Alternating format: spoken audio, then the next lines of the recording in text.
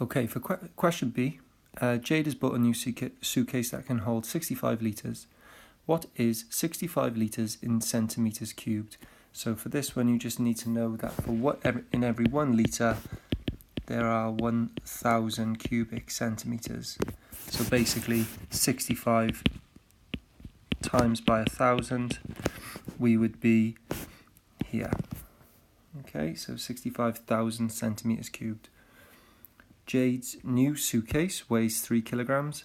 When it is packed, a suitcase must not weigh more than 25 kilograms altogether. What percentage of the 25 kilograms does Jade have left for packing? So again, what I'm thinking about here is, well, if 25 is the maximum, what has she got left? So 25 take away 3, there's 22 kilograms left over in the suitcase. So what percentage of 25 is 22? So she's got 22 out of 25 available. The way I'm thinking, if I want to turn this into a percentage, well, I know percent means out of 100.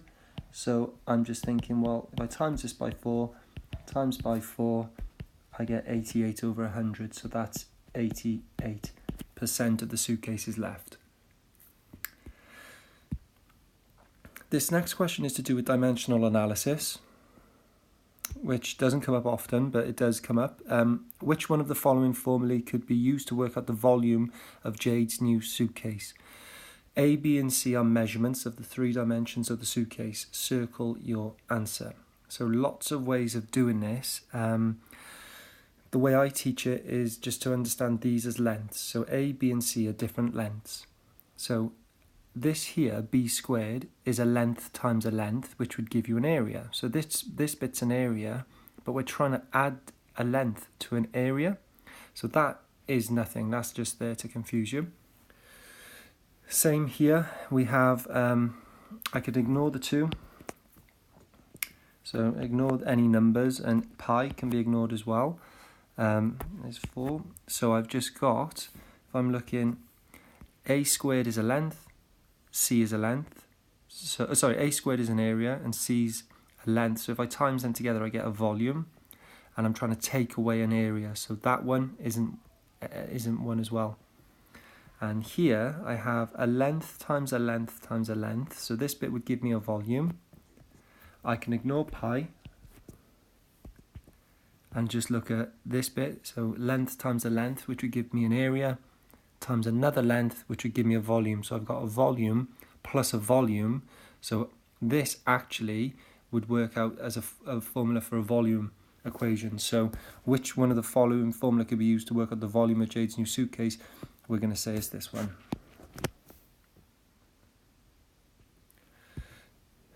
Jade needs a new passport photo. The passport photograph must be 45mm by 35mm wide. Jade has a mathematically similar photograph. Now that's important. If it's similar, it means that all the sides have the same ratio. And if they're saying that she could reduce in size to use as her new passport photograph. The height of this photograph is 9. Calculate the width of this photograph. So what we've got here basically is we've got a 45mm by 35mm, and if we're talking into centimeters, the first thing I'm thinking about is to change these to centimeters. So I'm going to divide both of these by 10. So this is 4.5 centimeters and 3.5 centimeters. But they're saying for this little passport picture is mathematically similar to her bigger picture. Well, if the side length 4.5, what would you have to times that by to get to 9?